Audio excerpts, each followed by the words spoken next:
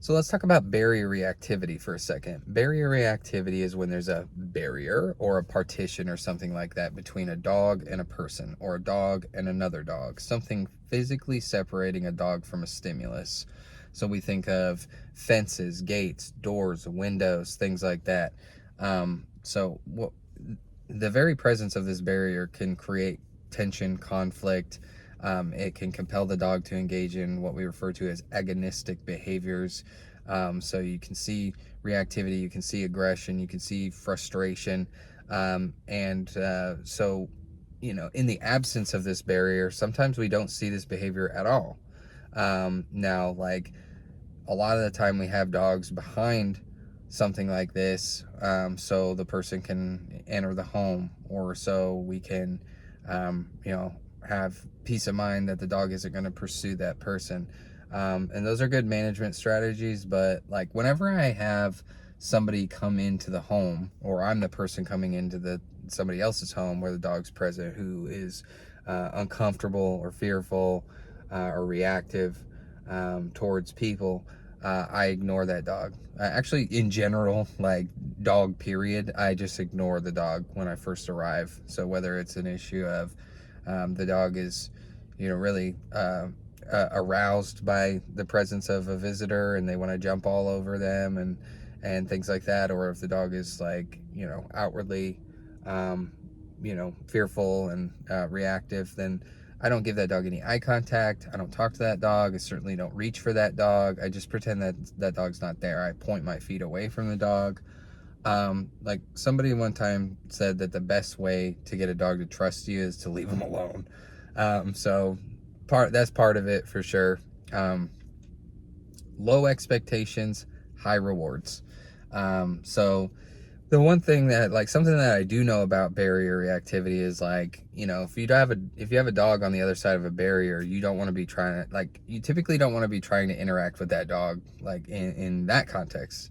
So I've seen, like, a number of people reach over gates to engage with a dog, to try to, meet and greet with a dog. Not only are we putting our hand in the dog's space, in the dog's face, which is something that is totally and completely outdated, the sniff test. Like, our parents and their parents were taught to, offer the dog their hand and, let them sniff you to, like, know that you're okay and you're cool. It just doesn't work like that. You should not take that choice away from the dog to, if you are going to try to facilitate a meet and greet, you don't want to be taking that choice away from them by, thrusting your hand in their personal space, let alone over a barrier or through a barrier. That barrier, like the presence of that barrier, is going to increase the likelihood of a bite if you're doing these things. So, I had a dog, Reggie, that, in the car, if you approached the car, even if you're a family member, like, and you interacted with him, he would lunge and snap at the window.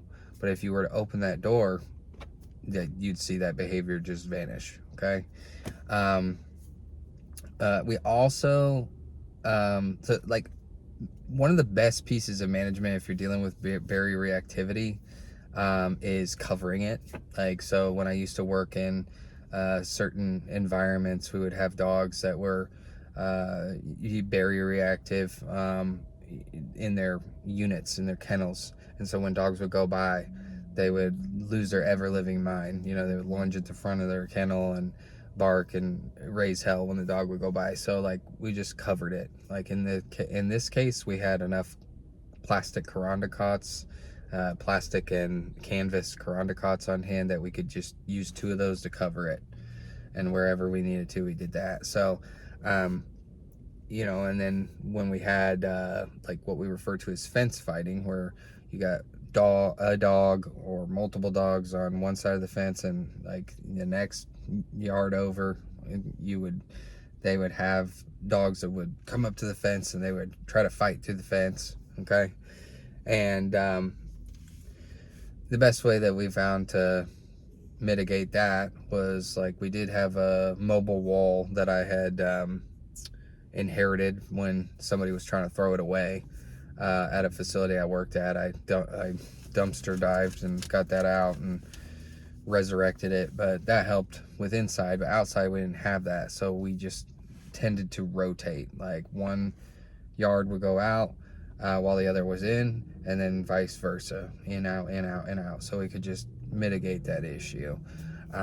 If you have a dog that is barrier reactive and another dog is in its like, if another dog is proximally near them on the same side of that, on their same side that they're on, they can be a redirection risk. That is like something that is more common when a dog is over threshold and they're engaging in barrier behaviors associated with barrier activity. They like have like tunnel vision, and sometimes like they will redirect on the closest thing to them. That could be a person, that could be a dog, but I do find that to be more likely in that case.